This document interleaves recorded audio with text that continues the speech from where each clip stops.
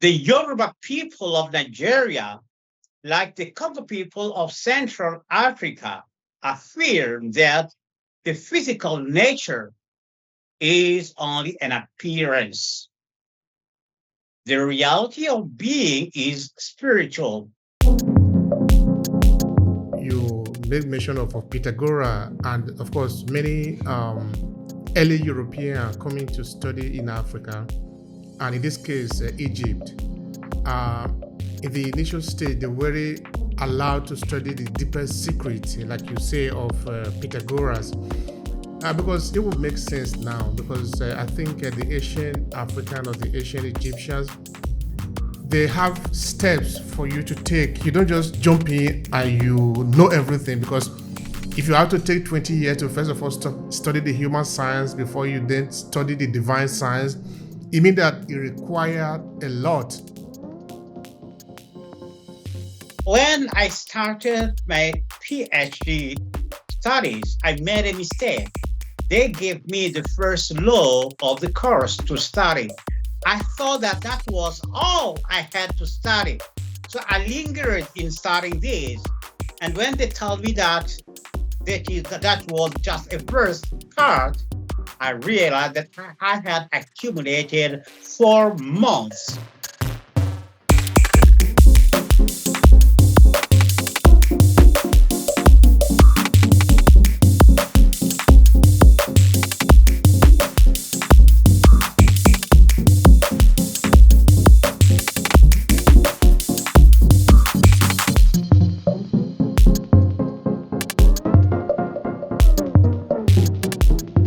When we think about colonization of Africa, the first image that comes to the mind is that of hordes of white people invading the land since the 15th century and imposing their value system.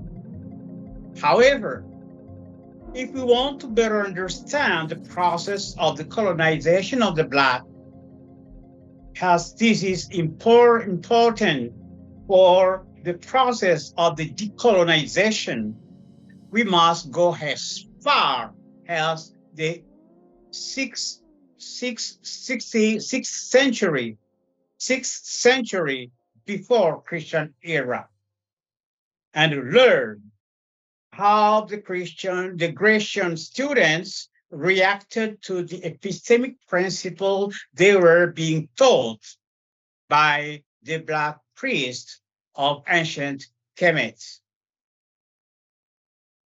The great basic principle of the Black was then that the soul is free from the body.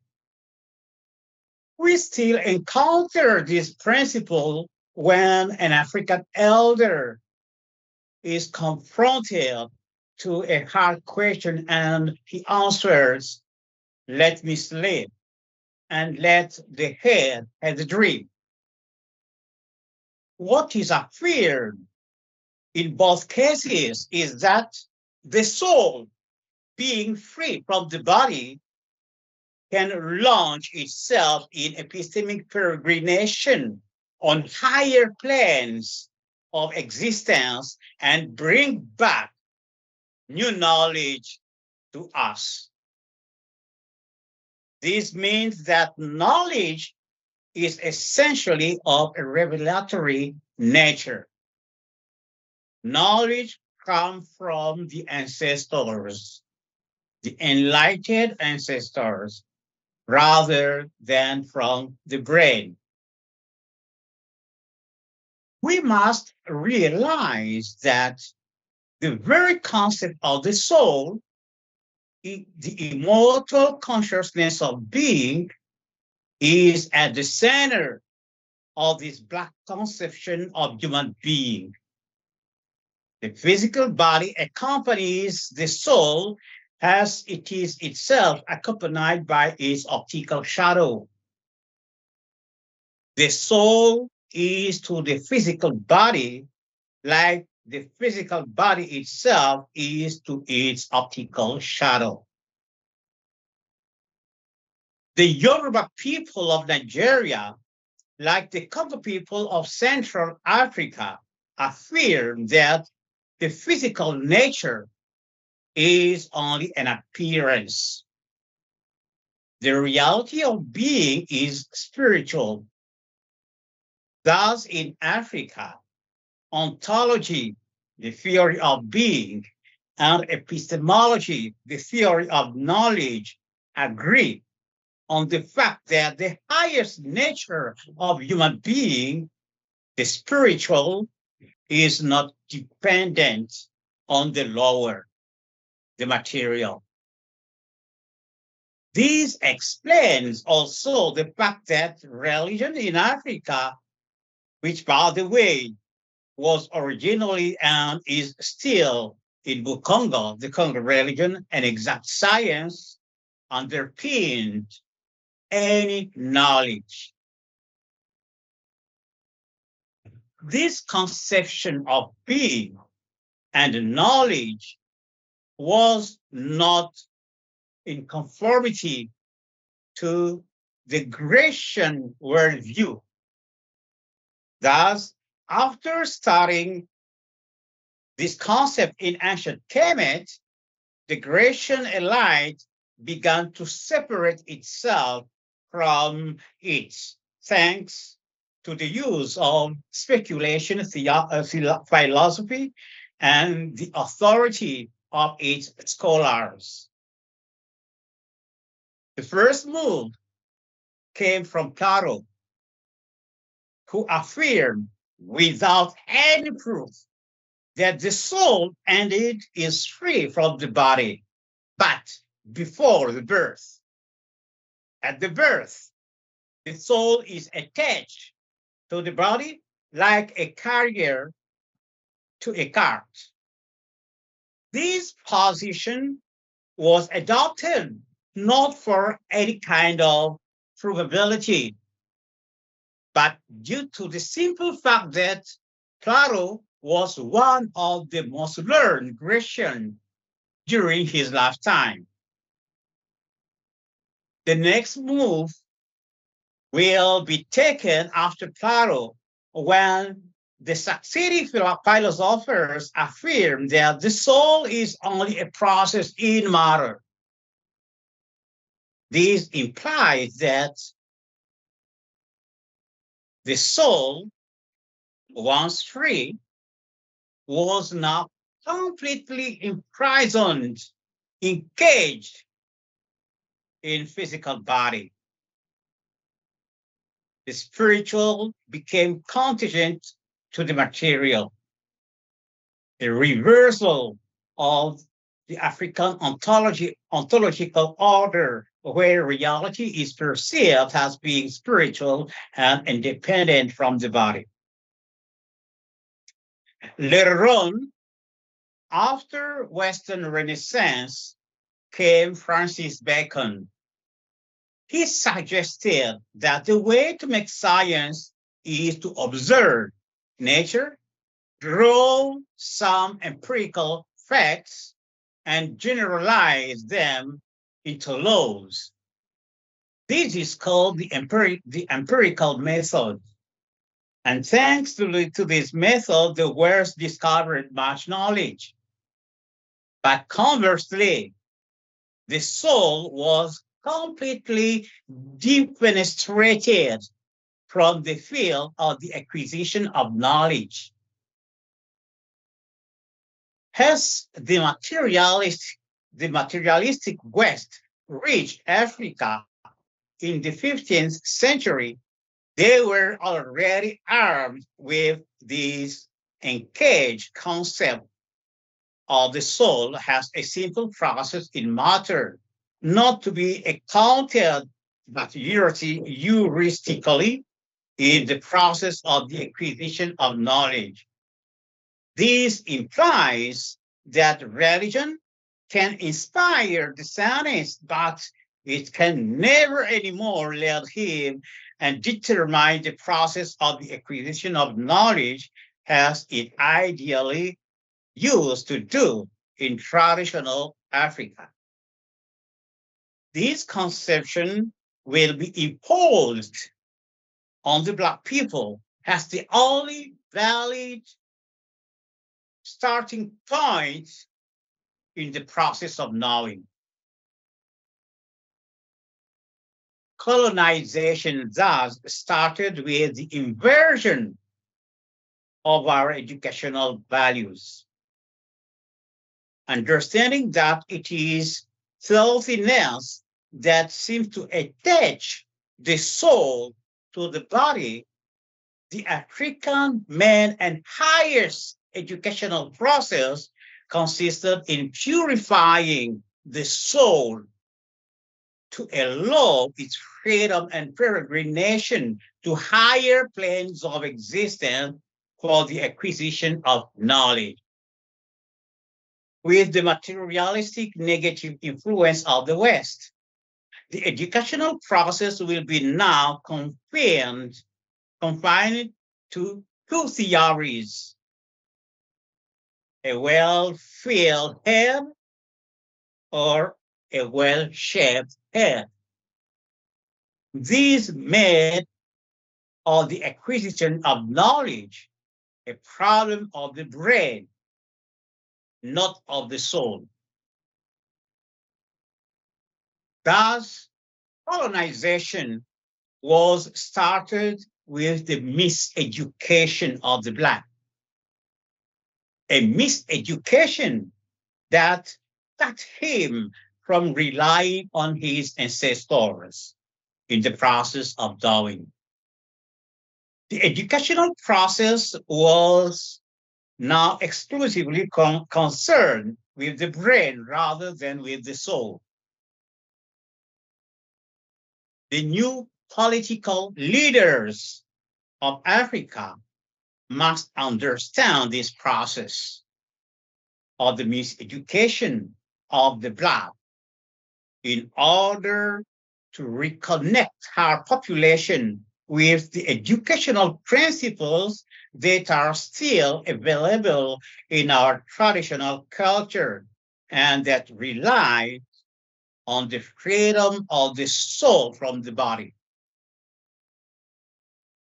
For whereas the educational system of the West helps create brilliant elements in society, our traditional system enables the initiate to transcend epistemological obstacles and, thanks to intuition, attain to solution never envisaged. In other words, this decolonization of the educational system of Africa will elevate the genius of the Black and allow them or allow him to surpass the achievement of the present Western materialistic civilization, as predicted by the Congo prophet Simon Kimbangu, who said, "The Black will have the intelligence to invent all kinds of objects more than the white has done." The pedagogical colonization of Africa was reinforced by two elements: the imposition of Western religion belief as the highest spiritual norm and the negation of our history. In order to succeed in colonizing our religious mind, the West demonized all the value linked to our devotional practices. In a span of a night, our traditional healers, scientific experts, diviners, etc., became witches, sorcerers. The once religious and prosperous atmosphere of the Black continent became suddenly infested with demons discovered or created by the whites. However, our young people must know that the problem is not religion per se, but the misuse of it as a mere belief.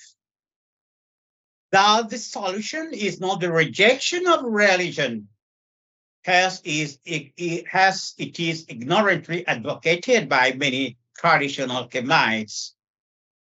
The solution is the return to the original nature of religion, where it is an exact science.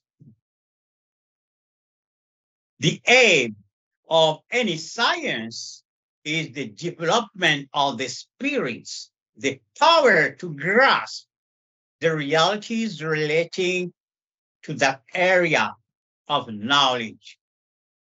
Thus, the mathematician developed the mathematical spirits.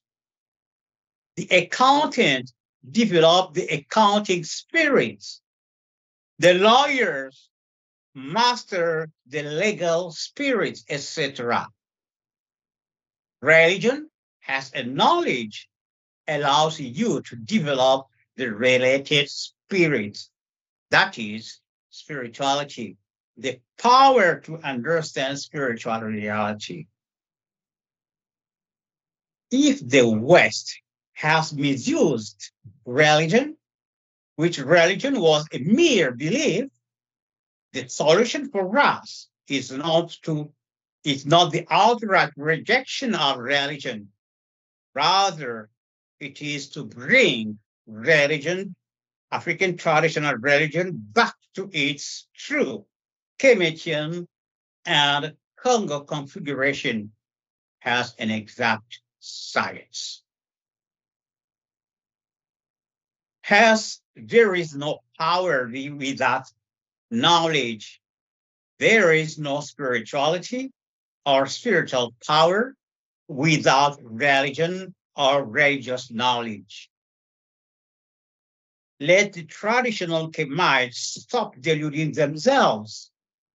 We need religion, but religion elevated to the highest epistemic stature as an exact science.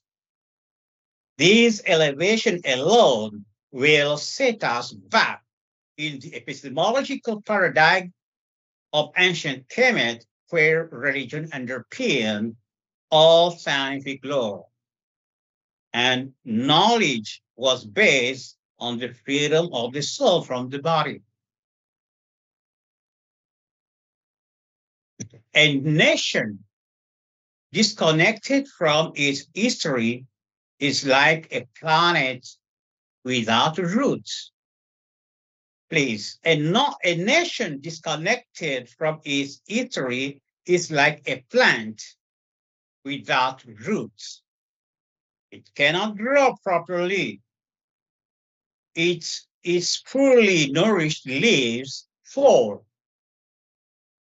The biggest crime of colonization was to make the tabula rasa of all the values that were found in Africa and claim that before the arrival of the white in the 15th century, Africa was a land without history.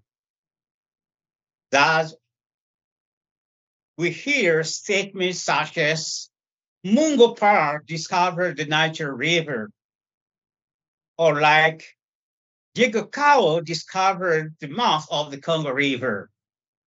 These are stupid affirmations destined to show that the Black people didn't have a history. Fact shows today that it is the Black African, the Moors, who brought enlightenment to Europe via Spain, Portugal, and the south of France and Italy. Like the ancient Black priests of Kemet enlightened the Grecian with their higher knowledge.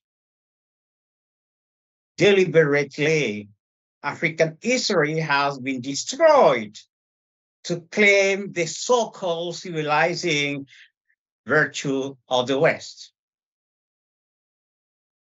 The city, like ancient Benin, equipped with public lights, built roads, and protected by the world's longest fortified wall, was more majestic and greater than the then city of Lisbon in Portugal.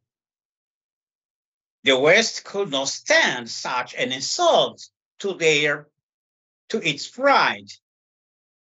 Thus, the only solution was for the Western people to destroy completely the African majestic city. The destruction of our history led also to the undermining of our identity.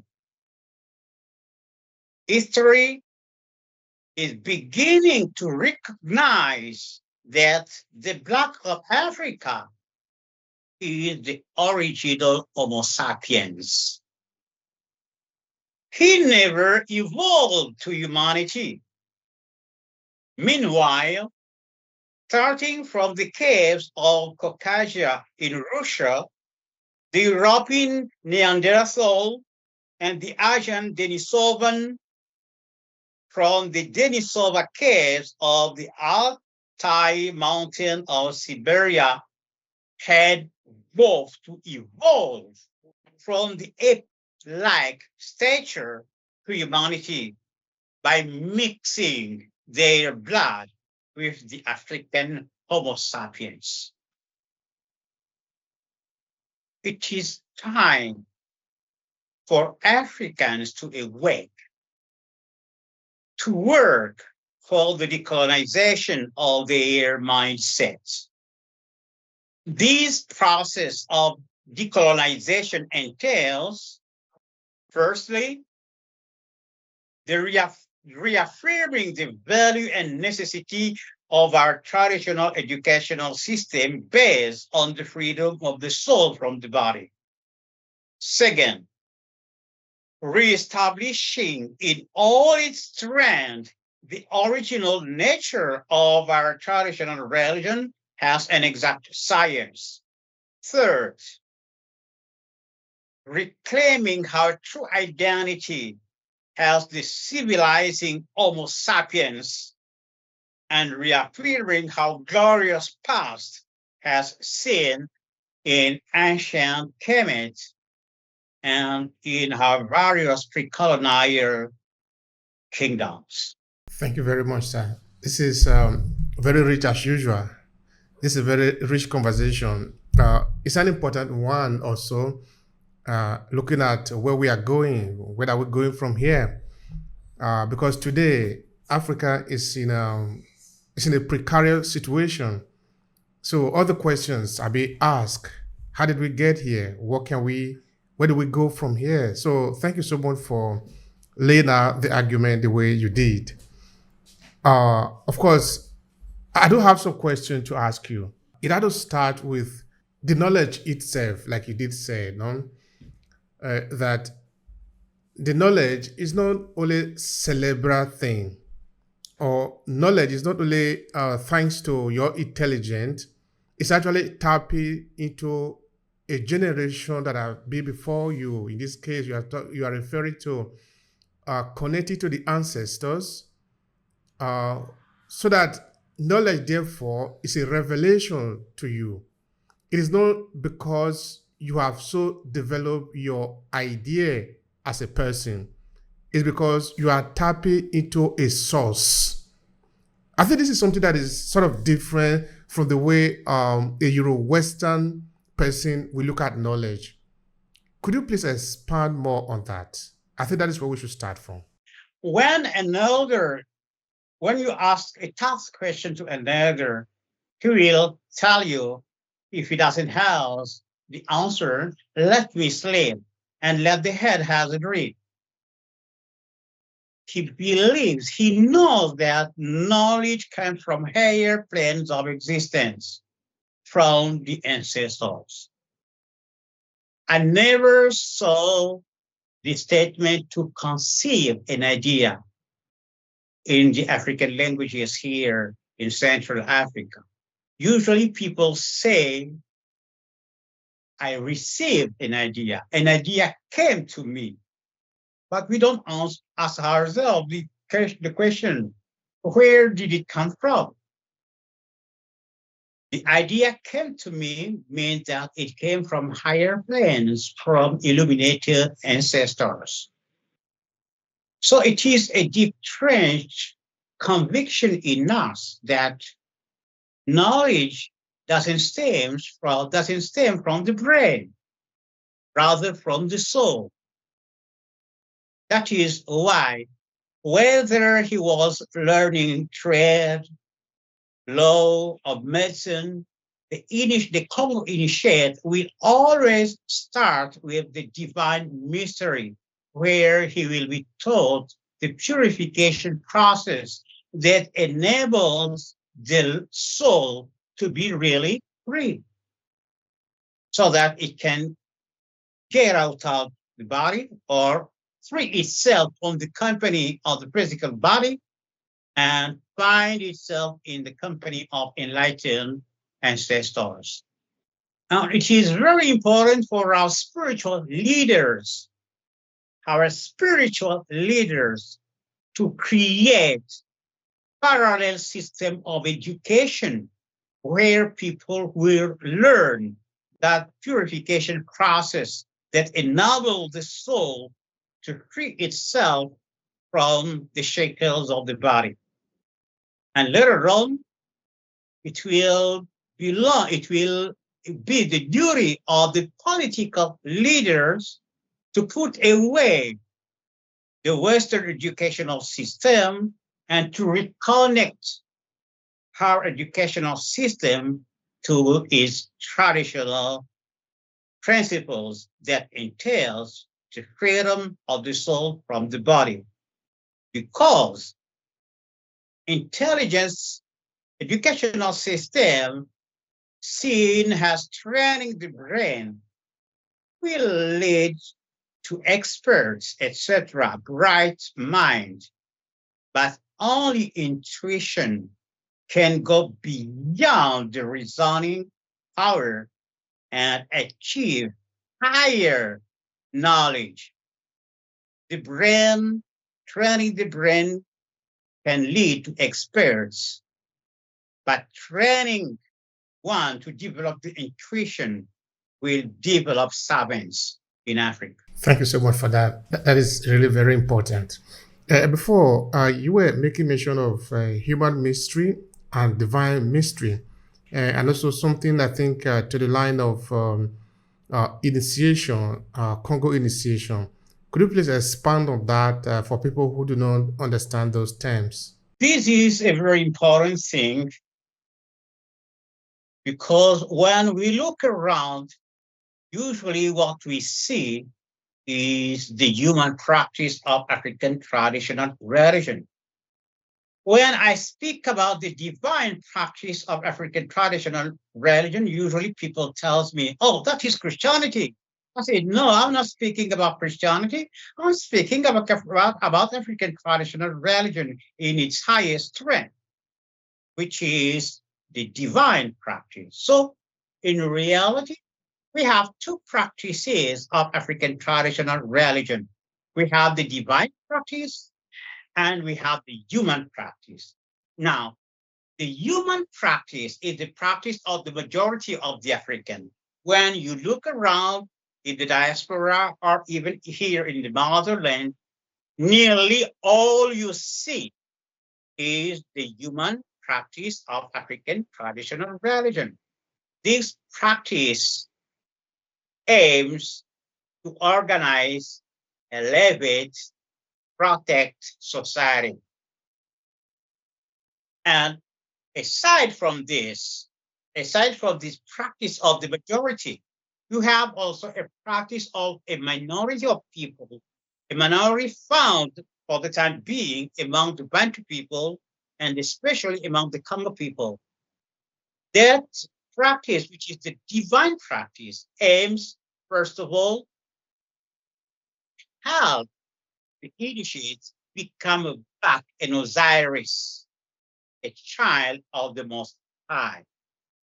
See this schema in the Egyptian Book of the Dead.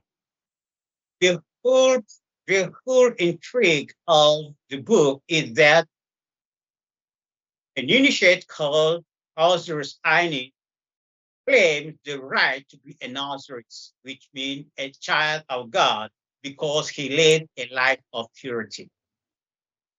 So this is the highest purpose of divine practice.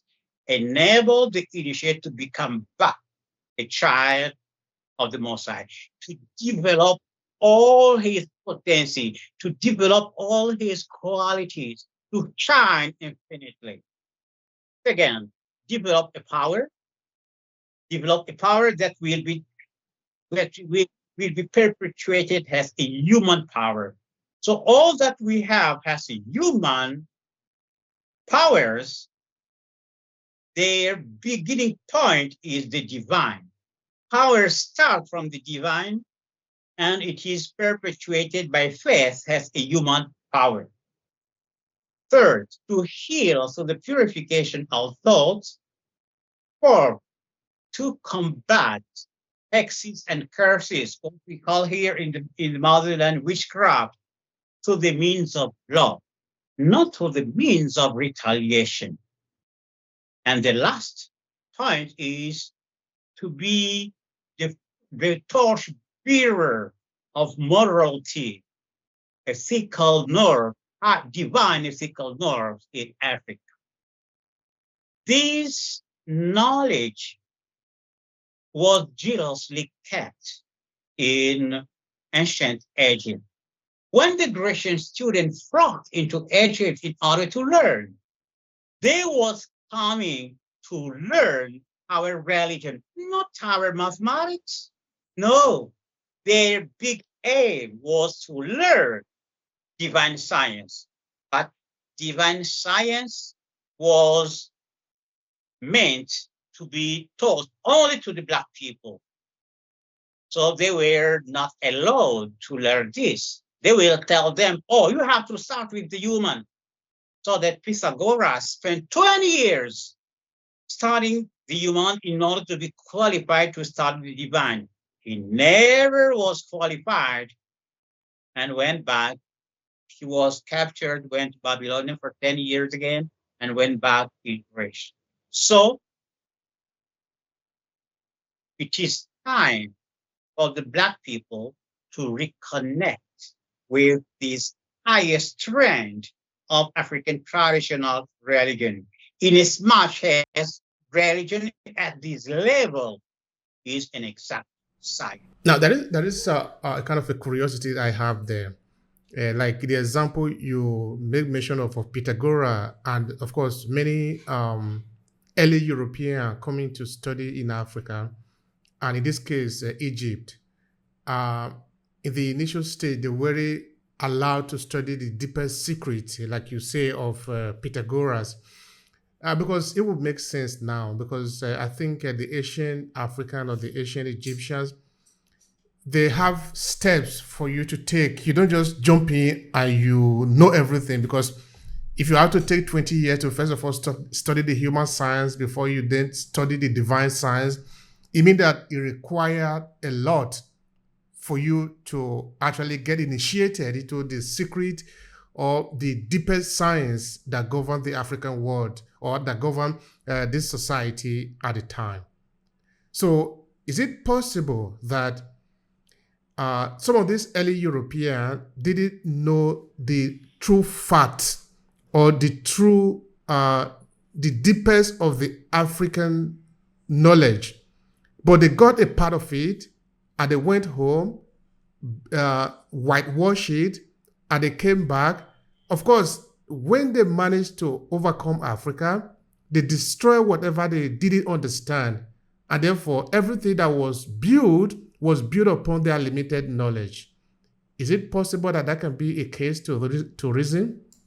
They never connected with that divine knowledge. Never, never, never. In order for you to know to be convinced of this, you have to know that they were told that religion in Africa is an exact science. The notion of the divinity is a demonstrable. Now, when they were flocking into ancient Egypt, they were in polytheism. Polytheism is the belief in many independent divinities. I insist on independent divinities. While true monotheism has practiced in Africa was the belief in one supreme transcendent God of whom all the lower divinity are but manifestations. So they were told that this concept is scientific and provable. That is why when they went back in Greece, they began to strive to prove the existence of the Most High. They never happened to do that. They even created in Great Britain as an institution called default lectures in order to develop that knowledge. Finally, they, after almost 1 century and a half, they are unable to prove the existence of the Most High. So if they cannot prove the existence of the Most High, then they cannot prove that religion is an exact science. So what they wrote us here is only a lower version of religion. It is religion as a belief. But as I said, they made tabula rasa. They had powerful guns, and using the power of the guns, they submitted us to their belief that they were the strongest, they were the brightest, they were the more intelligent, which obviously is not the case.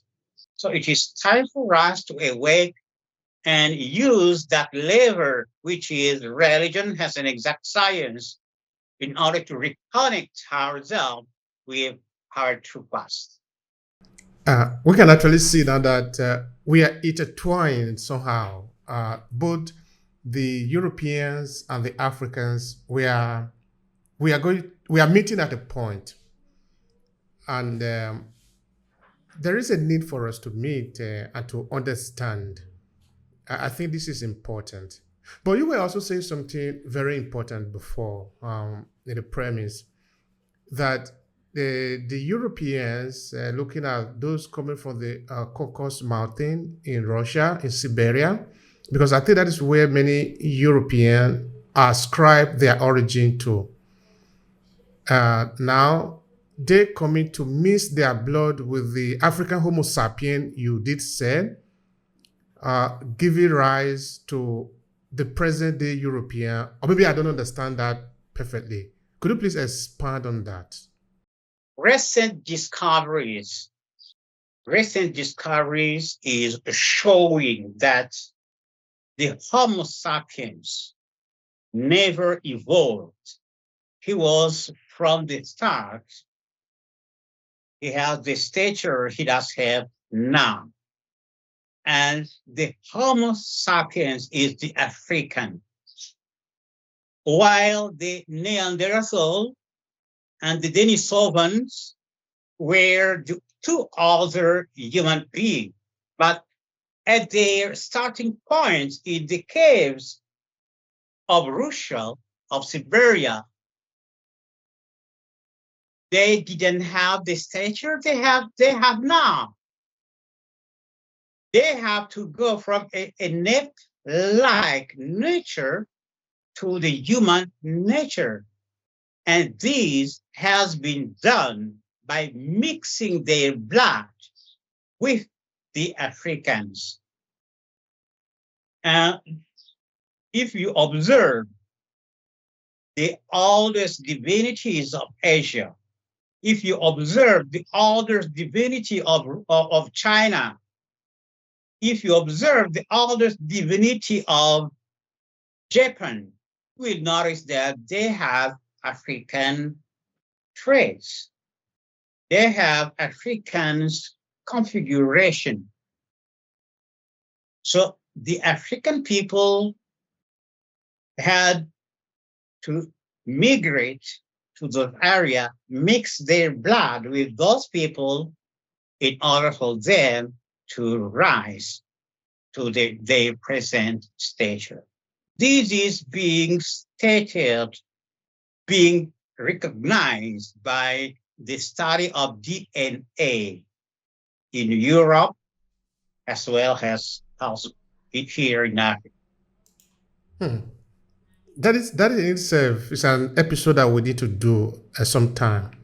And looking at the ancient world, because many European scholars also like to proud themselves, like to refer to Europe as the ancient world, or they call it the ancient continent.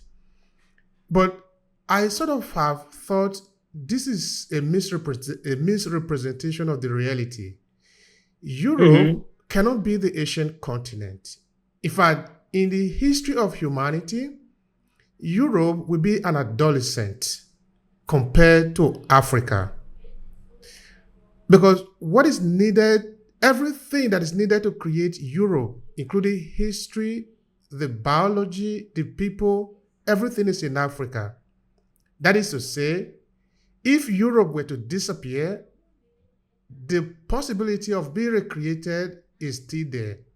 But if Africa were to disappear, there is nothing we can do to recreate it. Because Africa is literally the source. It have everything complete. Now, when we move into the ancient world, I want to say again, whether you are looking at the Aborigine in Australia, in Asia, deep Asia, we see these people that are exactly like you see there in Africa. The culture, their way of behavior, they are the first word. So that the question now is, how did we suddenly not know anything? How did these people, for example, when the European got to Australia, they want to pretend that they brought civilization. And to the Aborigine of Australia, many of them, of course, were killed. They remain prisoners in their own land. The Europeans look at the land as their own. Of course, they wanted to do the same to Africa. That didn't succeed. And we still do not know why that didn't succeed. Because they wanted to whitewash the entire world and the entire humanity to make it appear that every other person is inferior except Europeans. And of course, this is the mainstream narrative also. So that there is a kind of a copy that everybody must adapt to. That copy, in the narrative of Euro-Western idea, that copy is the European. Let me first state the superiority of the African race in a theological manner. And then I will answer to your question as to how we came to be convinced that we did know nothing, how we came to this situation. When we know that one of the statement of African traditional religion has an exact science is that human being has divinities has been endowed with free will by the Most High, because the Most High is love and truth. Thus, we are endowed with free will. The misuse of that free will led people to fall in darkness and chaos. Now, remember those people who has fallen in darkness and chaos, who became non-incarnated spirits, had free will. The creator came and said, let there be light. Due to the free will, there were two extreme group of people. Those who accepted light without reservation, and those who rejected the full of light. That is normal because there is a free will, and there is those are in the middle. Now let's speak about the two extremes. First, those who accepted light without reserve. If you study art, they will tell you that the color that absorb all the lights is the black color. So we come to the conclusion that those who accepted light fully were black people. That is why in Sumer, they tell you that God created blackheads. The Bantu people usually use the same word to mean head and to mean man. Now, those who rejected our life became demons. That is why the Egyptian was certain that demons are white. Now, as to those median group, having free will, they were also divided in two humanities. A humanity which was looking upwards to the spiritual.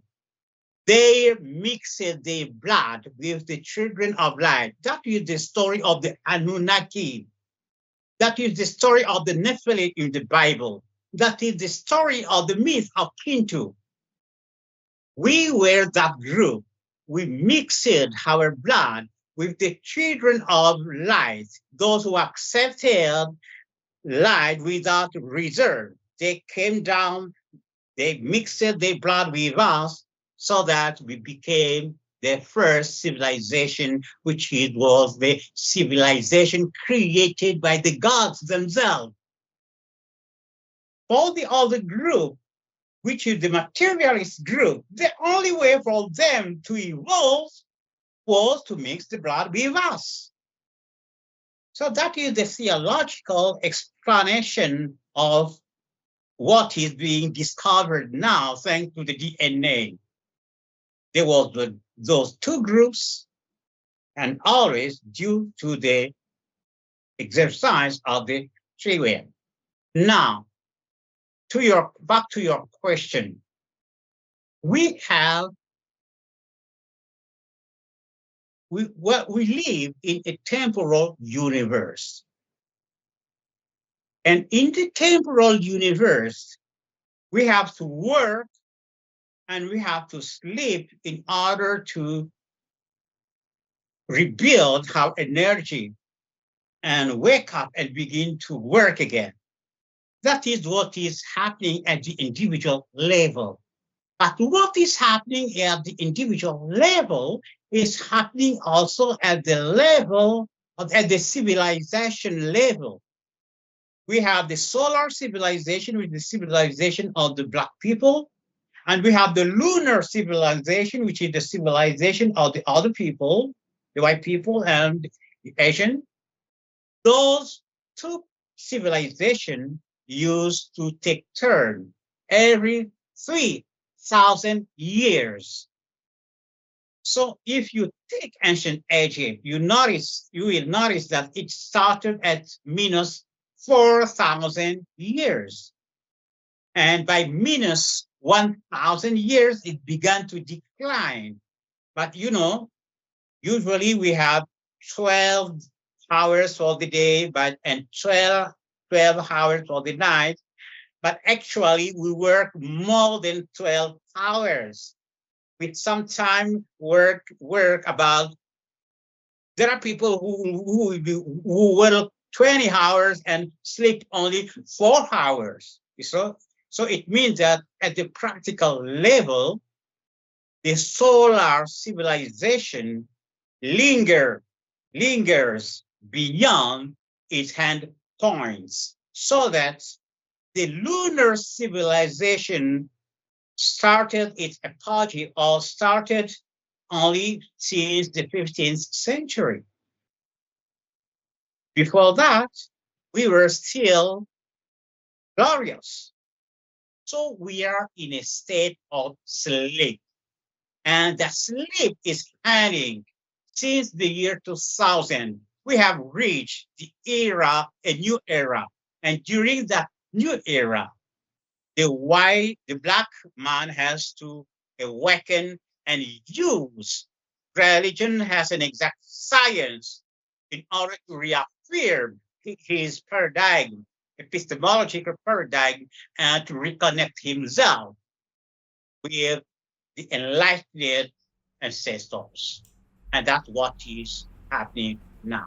So that would mean now that the lunar civilization, which is the European civilization, if we want to put it like that, we go to sleep while the African civilization or the solar civilization we reign again for like another 3,000 years. Is that what you're saying? Yes, yes, yes, yes. And they know that it is time for them to go to sleep. It is time for them to decline. They will decline literally, and we will increase in glory. And our paradigm will be the established one. And they will have to follow us or to disappear. But they will not disappear. They will have to follow us. And we will be the leading civilization in the world. All right. That is very interesting now. Okay.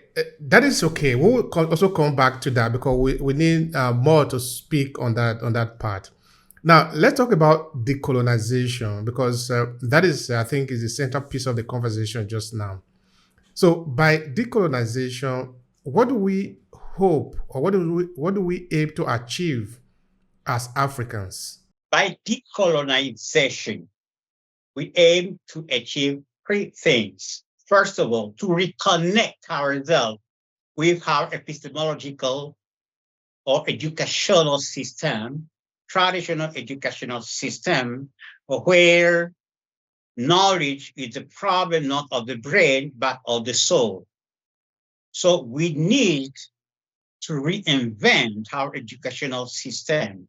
We need to leave the epistemological paradigm introduced by the Western people, where knowledge is a problem of the brain, and go back to our traditional paradigm, where knowledge is a problem of the soul. So the big question in the educational system is how to free really the soul from the shackles of the body. And this entails purification of thoughts. And that's what gave African people the power they had. That is the first thing. The second thing, I used to tell people that I was hearing a scholar from Cameroon saying that we need science and we need religion. I told him, science we do have. The traditional science is there. Technology is there. What we need is the means to defend them. Because our science and our technology are based on the fact that reality is spiritual. Now, this clashes with the European paradigm, which insists that reality is material. When we accept that reality is material, we are put in a cage where we cannot move, because we cannot prove that reality is spiritual. So we have to break free from that cage by taking religion, which is an exact science, and this science enables us today to prove that reality is spiritual. That we can do thanks to the Kemetic cosmological argument. So we have to use religion as an exact science to prove to ourselves, not to prove to the white people, no, We have to let them with this paradigm, but we have to prove to ourselves that reality is spiritual, and that is a scientific probable fact. And because reality is spiritual, this means that our technology is valid. I was speaking with a scholar from Ivory Coast, and she told me, "Oh, you're right. You speak about people that in Africa, someone can disappear and find himself in Europe in the twinkling of an eye." And she said, "I talked with the elders here. The same technology is known here. But the white people will not accept this because it is based on the fact that reality is spiritual. And because reality is spiritual, someone can get free from the spiritual body and find himself instantly in Europe and with another body. And they will tell you, oh, this is magic. Oh, this is witchcraft. No, it is not witchcraft. It is the highest science. The highest science is not the mastery of matter. The highest science is reconnecting ourselves with the spirit. That is the highest science. The highest science is to know how to reconnect, how to establish the relationship between us and the holy ancestors. That is the highest science, which lead to the highest technology. So we have to prove this. And the third element of the decolonization, we have to take this opportunity which is offered by the study of the DNA and which is confirmed by theology as an exact science to prove that we were the first. We were the first civilization. They attend to enlightenment thanks to us. We have to reread history and we have to reaffirm our glorious past, because from that past we build the present. Thank you for that. Before, you were saying something to the effect of the reality BC from the European perspective through colonialism, of course. Many Africans come to see this reality through the European perspective. By that I mean, somebody who is living in Nigeria, who is living near the bank of River Niger, we proudly say that Mungo Park discovered River Niger. This is somebody that's living at the bank of the River Niger. His ancestors have been living there for thousands of years. Because the Europeans think that they discovered River Niger, even though his ancestors have been living in this river for thousands of years, he will also come to say, Mungo Park discovered River Niger. Mungo Park that was born yesterday. And you said something to the effect that this is stupid. Could you please expand on that? Because it really sounds to me to be stupid. Yes, it is really stupid. Mungo Park never discovered the Niger River. He visited for the first time the Niger River, like Decolonize visited for the first time because the Africans were there. So this is a good example of the miseducation of the Black people. And it means only that before the white people, there were nothing. That is the tabula rasa they were making. We now know that the first people to put their feet on the bank of America were the Black people who came from Mali.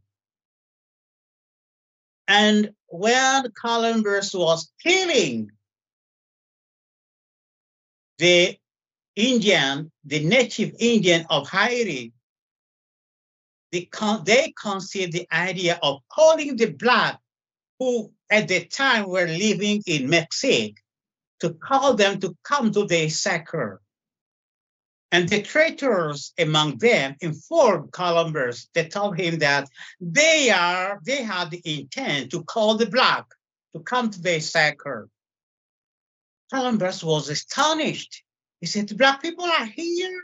They said, "Yes."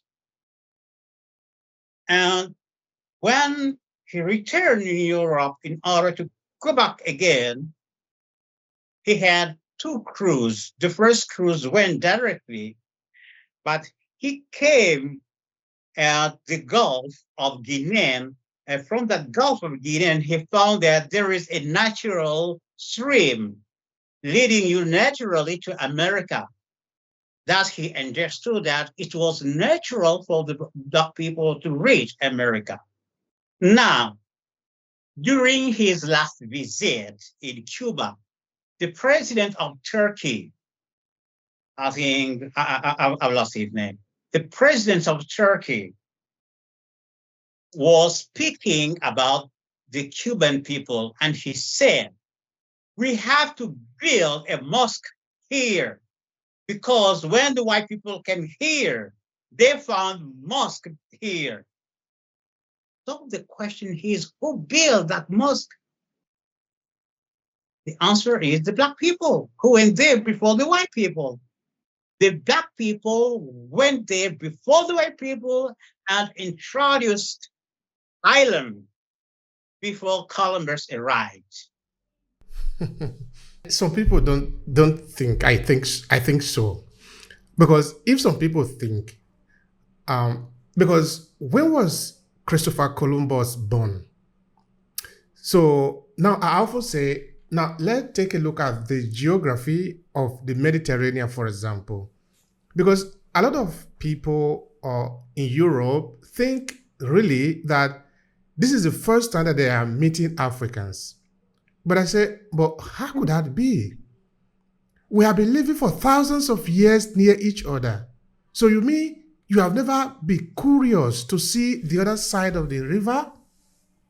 But how could it even be possible that you don't know what is happening in North Africa? If you take a straight line, you just take it across the map in the Mediterranean, a part of Italy will be inside Africa. Yeah. So you mean all these years that civilization have been going on, the people in Italy do not know the people that if you have the powerful telescope, you could just see the people walking around in the other bank of the river? How come you didn't know this? So it means they did know this. They did know this. I was exchanging with a young man, and I told them that the Moor were black people. He told me, no, they were not black people. They were Arabs. They were Arabs and etc.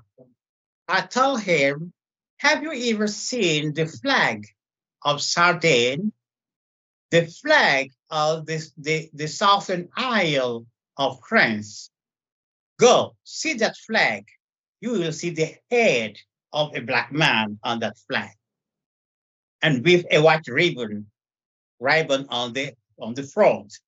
That white ribbon at the origin were on the eyes because they were hanging their former masters.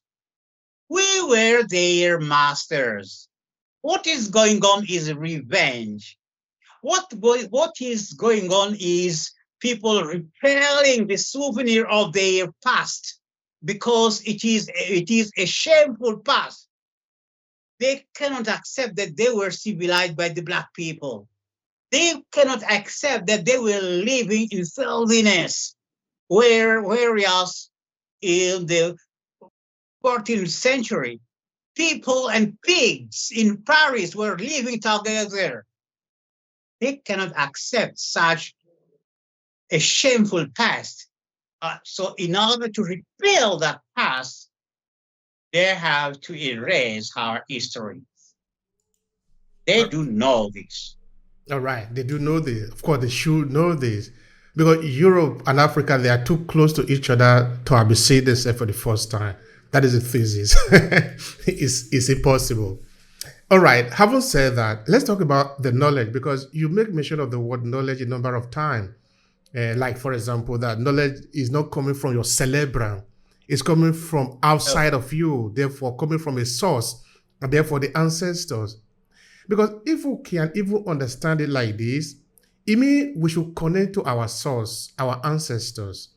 We are not just to connect to a university, an institution. No, we're supposed to connect to our source, our origin, where we are coming from, our land, our place. Because that is the origin, that is where we are coming from. We are not a product of universities. We are a product of our generation. So we are carrying messages, deep messages from our generation. So we should be able to learn about that, look for a way to connect to that. I think that is what we were supposed to do. But unfortunately, we are not doing that, because the educational system is doing everything to disconnect us from our lineage and connect us to the hypothesis of people inside the academia. Therefore, we are very cerebral, but we don't connect ourselves to the real thing that we are, which is our source. Because for the fact that your father is a son of another father, who was a son of another father, who was a son of another father, is not a theory. It is true. That is really what it is. But for the fact that you need to go to school to be told something that looks like something that must be something or might have been something, that is not real. That could have actually been invented. You see, these are two types of reality. But the one that we are inclining to is that one which is more like a hypothesis. Because when we follow that, they will tell you that, okay, now you have a PhD. Now you are a professor. Now you are a doctor. Because you have been able to memorize what the educational institution have told you to memorize. But nobody is asking you where you are coming from, how you connect to your father, who is connected to another father, and another father, in a series of generations, which is actually a reality of you, which is where you are coming from, which is who you really are. So my curiosity, therefore, is in a traditional African system, or let's say in a pre-colonial African society, was there a necessity to really keep our knowledge or to preserve our knowledge? What was the way to preserve our knowledge so we can tap into it? Can you share something in that line? There was a necessity to preserve the knowledge. Remember, we had people who had to preserve the collective memory. They were called, in French, griots. They will play string instruments and speak about our history, knowledge, etc. So we had that. But the fact is, we never believed that knowledge comes from the brain.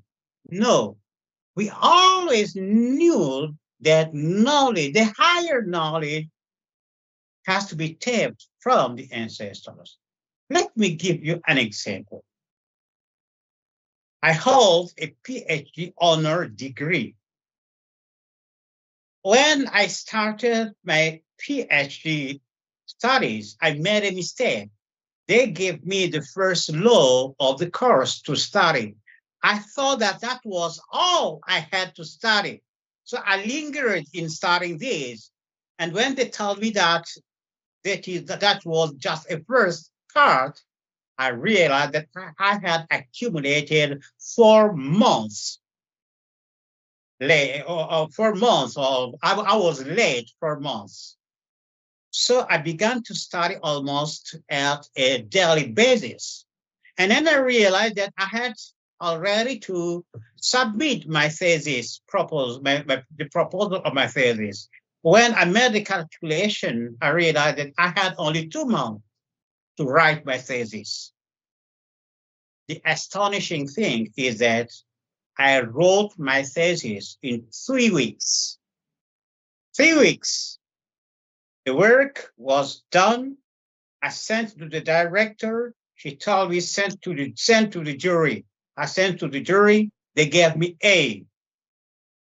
Not only they gave me A, the thesis was published by Armatan in Paris, and it was reviewed by one of the journal of a university in France. So we need to compensate the failure of the educational system of the white with a spiritual system based on the divine practice. This has to be done.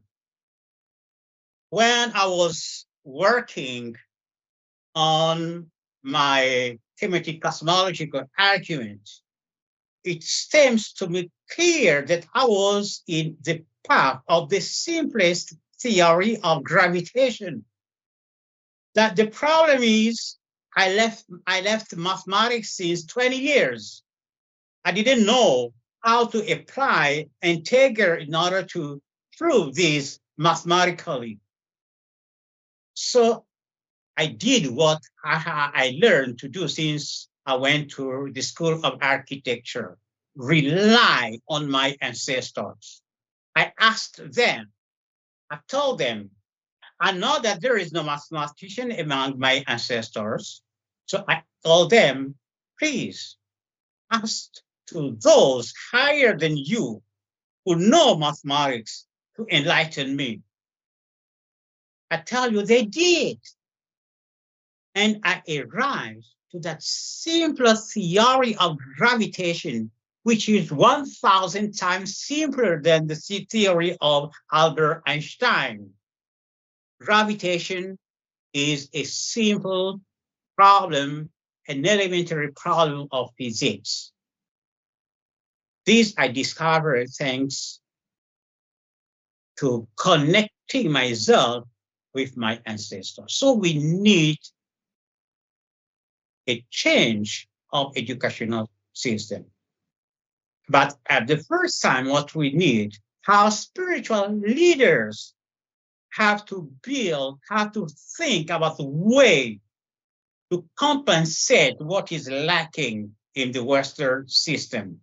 What is lacking is the purification of the soul. So they have to add that educational system in order to help us reach higher level of brightness. Practically speaking, when you look at the reality of Africans, the society today, the reconfiguration of the African states, the way we have it today, how do you see this coming to reality? This re-education, this reawakening taking place with all the eyes coming from outside, focus on always exploiting the African situation, using the system, of course, they have installed, being able to manipulate the system as the way it has been set up for over 400 years, with little effort to shift their line, because when you are in a power position, you don't want to shift it. So how do you think this is going to be a possibility for us to be able to awake from this sleep? It is a fight. It is a fight. And we have to use all our might in order to fight. It is a fight. And those who have that knowledge, like myself, we have to use all the means we have in order to make our voice heard. That is why I thank you for giving me this opportunity to talk to the people. The knowledge is there, but our people need to be awakened. They need to be told, this is the way.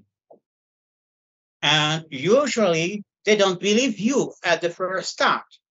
They say, oh, no, that is Christianity. I said, no, it's not Christianity. It is our religion. It has an exact science. Can you prove this? Yes, this is the demonstration. So it is a fight. We need to use all our might, all our intelligence in order to open the way for the next generation.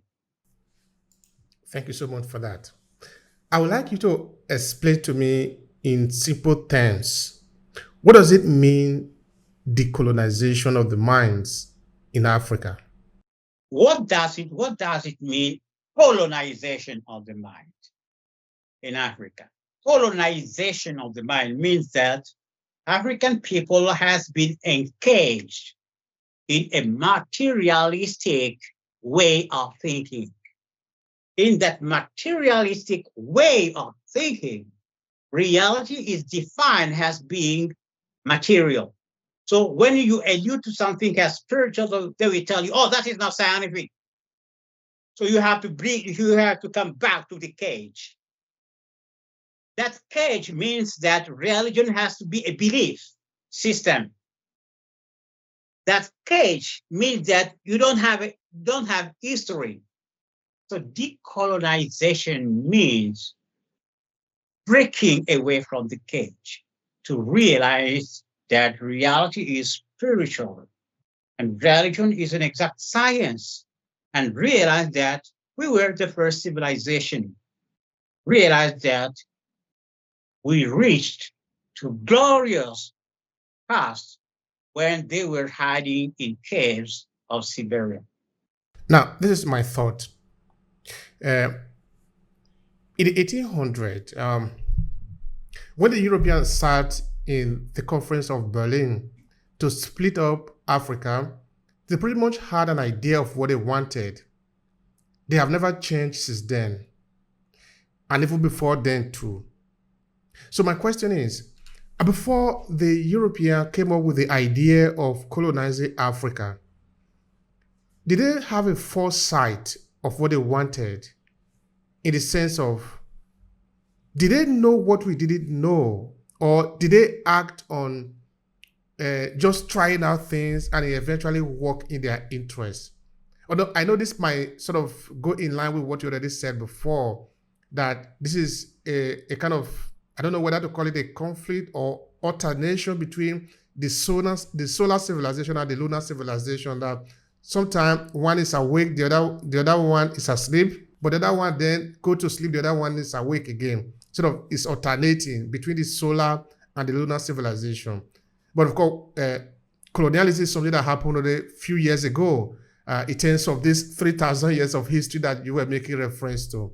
So my point, therefore, is in a couple of years ago, in the 1800s, when the Europeans sat down to split up Africa into what it is, which of course basically give them the chance to be able to properly reconfigure Africa into what it is today, did they have a proud knowledge of what was going to happen?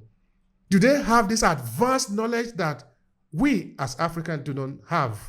In order to answer that question, you have first to know that the Conference of Berlin was really called first the Conference for the Congo.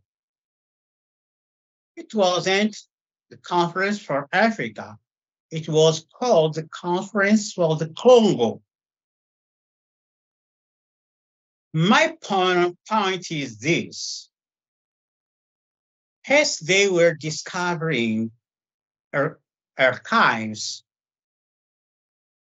from the Middle East, they realized that the true chosen people of the Lord were hiding somewhere in the center of Africa.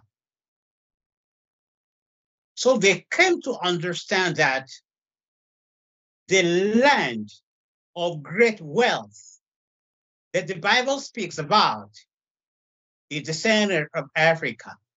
And that center of Africa has to be divided among themselves, among all of them. They have to have access to that part of Africa where there's a lot of wealth. So they knew. They came here of purpose in order to take hold of the wealth which is here.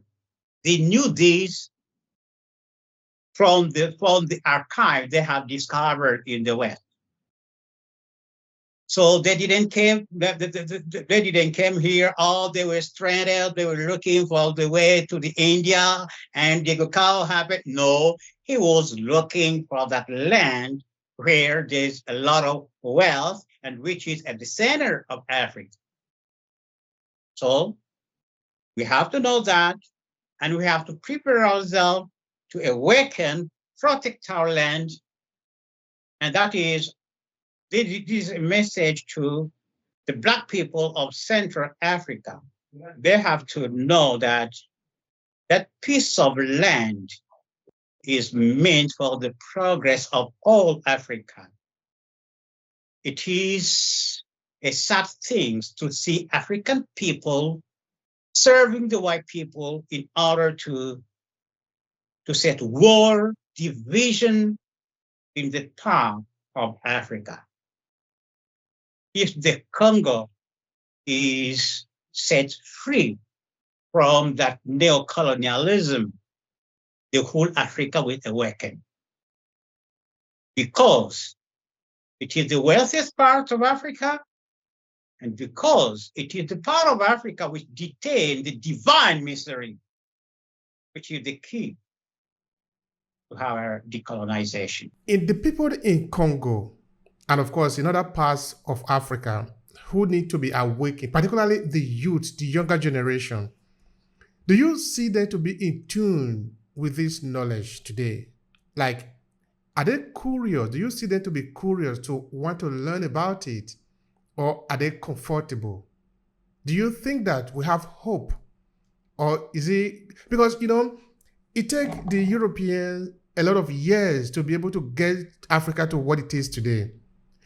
Is it going to take us a number of years to be able to reawaken ourselves? Or is it something that is going to happen suddenly? Okay, I know this might also have to do with the possibility that the reality is not physical.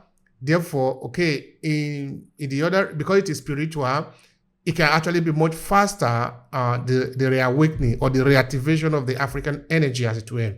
So speak to me about that in line with what are the people, particularly the younger people, thinking in line with this idea of African reawakening?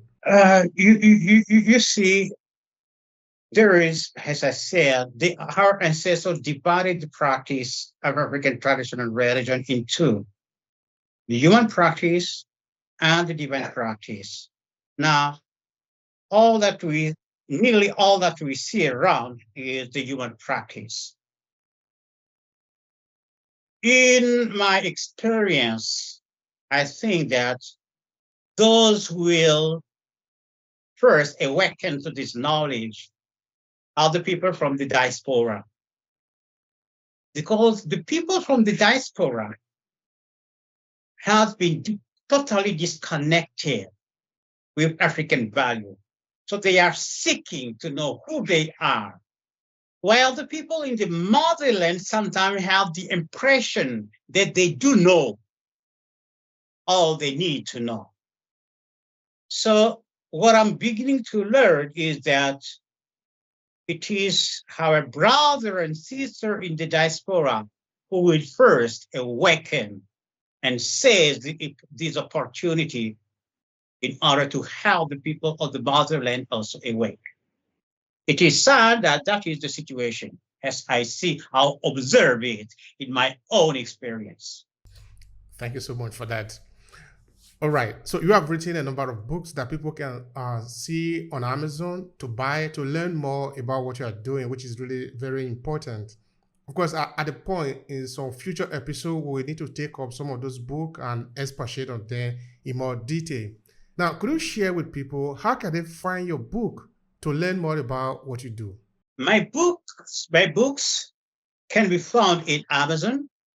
I wrote 16 books. The last one has been published in Europe, but it is available since today. It is also available at Amazon. So you have to go on at Amazon and just Google my name, Luyaluka. You will see my books there.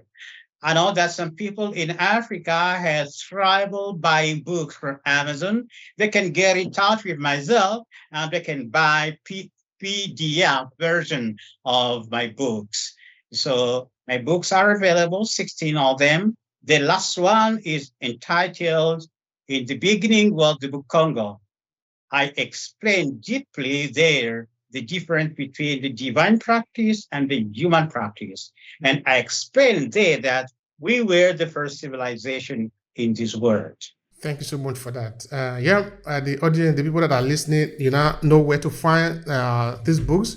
And like I said before, we are coming back to this conversation. It's going to be very important. Of course, we will schedule a date for that because, like you said, the people of African descent in the diaspora who are looking around, they are finding evidence of the presence of their ancestors. And what they are finding is not corresponding to what the Euro-Western education is telling them about their reality. So it is their job. It is their job to re-narrate those stories, to explain those stories. Because, of course, as Europeans are trying to reinvent a narrative, they are making sure that narrative suits into what they want to communicate as a message. Therefore, for us as Africans in the diaspora, we need to ask ourselves, from what lens are we seeing the reality? Because we have the chance, we are going to leverage the seemingly free society, as they want to call it in the West, to be able to talk. Because I know sometimes some things you say in Africa, you might be in trouble. But here in the West, you are sort of free to be able to say some things because of democracy or whatever they want to call it. So we must leverage that for our good. We must leverage that to be able to help ourselves and also to help other people like us. What will be your final take here to conclude this conversation? Please go ahead. The final word is this one. Civilization is like a human being. He works and he needs to rest, to rebuild his energy and awaken and start working again. We were in a state of sleep or hibernation of our civilization since the 15th century. And we were told by the ancient that since the year 2000, our opportunity to awaken will start. That opportunity has started. We have to work now to decolonize ourselves. But we must know that decolonization means getting out of the cage of materialism in which we have been set by the West. Resounding beyond that cage by knowing that reality is spiritual, by knowing that we were the first in this world. And we have the highest paradigm, which paradigm is based on the fact that reality is spiritual. So let us awake and use that paradigm in order to erase again our civilization. Thank you so much, sir. I appreciate the time. I appreciate the value that you share with us here. It's highly appreciated. Thank you so much, sir. It's my pleasure.